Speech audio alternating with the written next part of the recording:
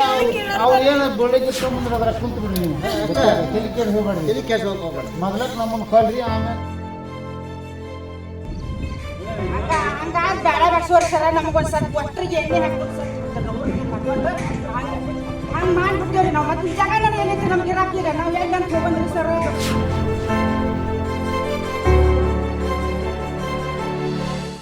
ವಿದ್ಯಾರ್ಥಿಗಳ ಉಜ್ವಲ ಭವಿಷ್ಯಕ್ಕಾಗಿ ಸರ್ಕಾರದಿಂದ ಮಂಜೂರಾದ ಇಂದಿರಾ ಗಾಂಧಿ ವಸತಿ ಶಾಲೆ ನಿರ್ಮಾಣ ಕಾರ್ಯ ಅನಿವಾರ್ಯವಾಗಿ 11 ಕುಟುಂಬಗಳ ನೆಮ್ಮದಿ ಕಸಿದುಕೊಳ್ಳಬೇಕಿದೆ.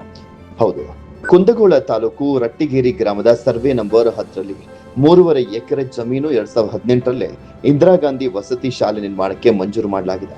ವರದಾ ರಿಸರ್ಚ್ ಅವರು ಇದೇ ಜೂನ್ 23ರಂದು ಹುಬ್ಬಳ್ಳಿಯಲ್ಲಿ ಲೈವ್ ಸ್ಟಾಕ್ ಮಾರ್ಕೆಟ್ ವರ್ಕ್ಶಾಪ್ ನಡೆಸಿದ್ದಾರೆ. ಆಸಕ್ತರು ಕೂಡಲೇ ಸಂಪರ್ಕಿಸಿ.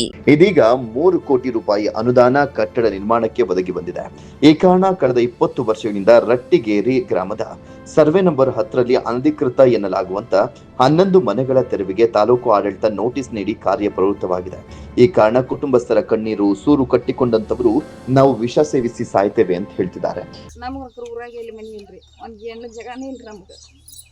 ಈಗ ಕಿತ್ಕೊಂಡು ಹೋಗೋದು ಎಲ್ಲಿ ಕಿತ್ಕೊಂಡು ಹೋಗ್ತೀವಿ ನಾವು. ಎಷ್ಟು ವರ್ಷದಿಂದ ಇಲ್ಲಿದ್ರಿ ಇಲ್ಲಿಗೆ? 25 ವರ್ಷ ಆತ್ರಿ ನಾವು ಇಲ್ಲಿದ್ದು.